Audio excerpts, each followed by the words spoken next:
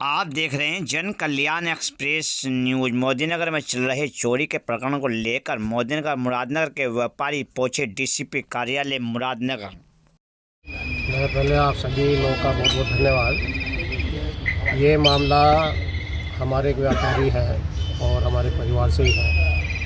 उनके यहाँ 22 सितंबर को जब बेटे की बहू कहीं जाने के लिए तैयार हो रही थी तो उसने अपनी चीज़ देखी तो उसमें काफ़ी सामान गायब था, जिसमें तगड़ी, चैन, अंगूठी, और वो मेड पे ही शक था क्योंकि मेड उस कमरे में बैठी रहती थी बच्चों को खिलाने के नाते। जो वहाँ मेड रखी हुई थी उसकी बेटी उसके साथ आती थी, वो छोटे बच्चों को खिलाने के बहाने उस कमरे में अक्सर रहती थी। उसकी एफआईआर दर्ज कराई थी 22 सितंबर को और 23 सितंबर को ही पुलिस ने उनको पूछताछ के लिए बुलाया। बुलाने के बाद जब उनसे मालूम किया तो उन्होंने इस बात को एक्सेप्ट किया कि हाँ, हमने ऐसे ऐसे चीज़ें चोरी की।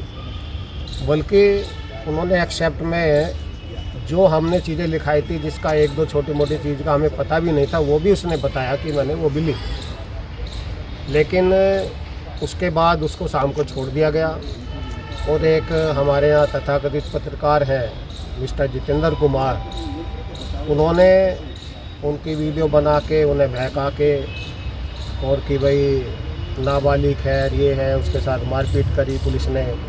इस तरह इन पर पुलिस वालों को दबाव में लेने का काम किया, जिस कारण हमें लगा कि पुलिस भी उनके कुछ दबाव में आ गई और पुलिस का कहना था कि ये केस खुल जाता आज ही, लेकिन वो आ गए इस तरह। लेकिन आज 1 महीना 7 दिन करीब हो गए, 28 तारीख 1 महीना 6 दिन। हर बार 2 दिन का आश्वासन मिलता है और उस आश्वासन के बाद भी अभी तक कोई हल नहीं निकला। तो इससे हमारे पूरे संपूर्ण व्यापारी समाज में ज़बरदस्त रोष है। इसके बाद उन्होंने बहकावे में आके, या खुद वो बहुत चालाक हैं लड़की, और उसकी बड़ी बहन मुख्य रूप से वो बहुत तेज़ है। उसके बारे में आप अगर मालूम करें मोहल्ले में तो सारी बातें सब क्लियर हो जाएंगी। उन्होंने झूठा आरोप हमारे बच्चे पर ही कि भाई हमें छेड़छाड़ करते थे, गलत दृष्टि से देखते थे, इस तरह का आरोप लगाया। और एक कोई भानु किसान यूनियन, कौन पता नहीं है, राजनीति क्या है, उसके कुछ लोग जाकर अनावश्यक रूप से पुलिस प्रशासन पर दबाव बनाते हैं कि उन्होंने छेड़खानी करी, उनके खिलाफ रिपोर्ट की जाए। मतलब लूट पीट लिए, घर पे डकैती डल गई, उसके बाद इस तरह के लोग आकर वहाँ बदतमीजी करने का काम करते हैं, जिस कारण हमें लगता है कि कहीं ना कहीं प्रशासन उसके दबाव में इसमें ढिलाई बरत रहा है। इसलिए हम सब में रोष है, क्योंकि इससे पहले भी हमारे 2-3 व्यापारियों के यहाँ काफ़ी बड़ी चोरी हुई। एक राम अग्रवाल है, इसके स्कूल पे वहीं घर था, काम चल रहा था और बिल्कुल ब्लाइंड चोरी थी। उसको खोलने का काम भी पुलिस ने किया, जिसमें 50 लाख रुपए का ज्वेलरी थी और पुलिस ने वो बरामद की। ऐसे ही अन्य एक बैंक ऑफ बड़ौदा की घटना हुई।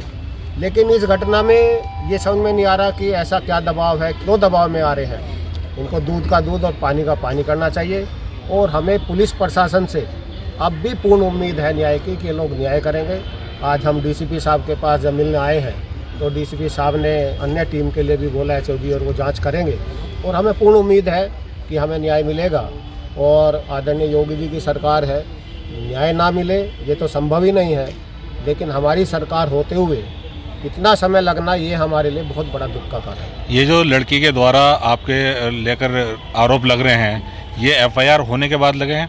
एफआईआर होने के कई दिन बाद लगे। और इसमें जो राजनीतिक दल आ रहे हैं, किसान यूनियन वाले लोग आ रहे हैं, वो इस बारे में क्यों इतना वो कर रहे हैं? अब हमारी समझ में नहीं आता उनका क्या लेना देना है, उस पत्रकार का क्या संबंध है उन लोगों से कि पकड़ते हुआ पहुंच गए और इस तरह की उन्होंने वो किया, सारे काम किए।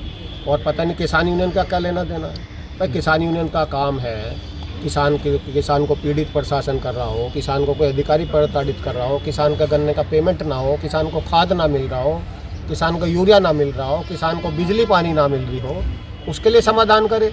अब ये लोग मतलब फर्जी रिपोर्ट कराने का काम करेंगे।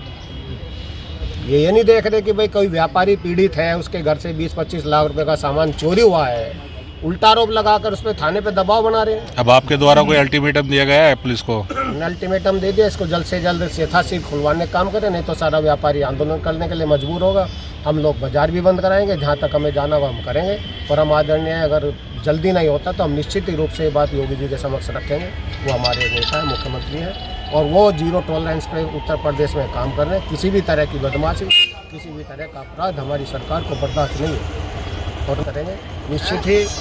और लेकिन हमें फिर भी उम्मीद है कि हमारे साथ न्याय होगा और भगवान ने चाहे तो 1 हफ्ते के अंदर ये केस खुलेगा, क्योंकि अभी तक भी हमारे इंस्पेक्टर साहब हमेशा यही कह रहे हैं कि 2 दिन में 3 दिन में खुलने वाला है। हम नज़दीक पहुंच गए, लेकिन क्यों नहीं खुल पाया अभी तक, क्या कारण है, ये वही बता सकते हैं। ज्ञानेंद्र जी, भारतीय किसान यूनियन भानु इस मामले में क्या रोल कर रही है, क्या इसमें चीज़ें हैं, थोड़ा इस बारे में बताएंगे, क्योंकि आप भी भारतीय किसान भानु से पूर्व जिलाध्यक्ष रहे हैं। क्या मामला है, थोड़ा बताएंगे। इसमें भारतीय किसान यूनियन भानु संगठन का कोई मामला नहीं है। कुछ लोग, मैं व्यक्तिगत रूप से नाम ले रहा हूँ, गौरव त्यागी हैं, जो भारतीय किसान यूनियन का चोला पहनकर स्वयं को प्रदेश महामंत्री बताते हैं, वो उनका काम ही लोगों को ब्लैकमेलिंग का है। मैं आपके चैनल के माध्यम से कहता हूँ, उनके पहले तो रोजगार कोई वो सर्विस करते हों या व्यापार करते हों, वो लोगों को ब्लैकमेलिंग करके अपना खर्चा चलाते हैं। एक व्यापारी को उन्होंने अभी पीछे बिल्डिंग का ITI के द्वारा नोटिस दिलवाया, GD के द्वारा। किसान संगठन का मैं आपके माध्यम से पूछना चाहता हूँ, क्या ये काम है किसान संगठनों का? जो किसान संगठनों का काम है वो उसे तो करते नहीं। भारतीय किसान यूनियन भानु संगठन का चोला पहनकर वो लोगों को ब्लैकमेल करके अपना खर्चा चलाते हैं। तो इस प्रकरण में जिस तरह से वो दबाव बना रहे हैं, क्या देखते हैं आप इसमें? संगठन का कोई लेना देना नहीं है। जो संगठन के हमारे पश्चिमी उत्तर प्रदेश के अध्यक्ष राजीव अधाना जी, मेरी उनसे बात हुई है, उन्होंने कहा हमारा संगठन का ये कोई एजेंडा नहीं है, ये इसका व्यक्तिगत एजेंडा है, इसका कहीं ना कहीं स्वार्थ है इसमें, ये कहीं ना कहीं पैसे चाहता है। मैं खुला आरोप लगा रहा हूँ, इसका काम ही है और कोई काम नहीं है इसका।